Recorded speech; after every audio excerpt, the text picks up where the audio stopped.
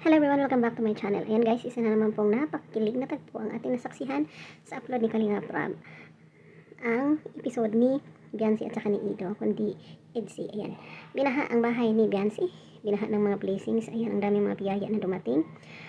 At deserve na talaga ni Biancy na magkaroon ng mga biyaya kasi alam niyo yung mga sponsors ni Biancy hindi niya yun nakakalimutan at naituro pa nga sa bahay nila kung ano-ano yung mga binigay ng mga sponsor at ang lahat ay alam na alam niya kung kanino galing.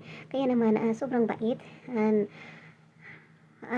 basta mabait si Biancy at alam kong hindi siya tatalikod sa kalingap at hindi niya makakalimutan yung mga taong nagbigay sa kanya ng mga blessings. And isa din yung sinuot ni Ido. Ayan guys, panoorin nyo, grabe, kikiligin talaga kayo. So yan lang muna for today. Thank you so much for watching and please don't forget to subscribe Kalinga Prab at sa aking channel. God bless, bye bye.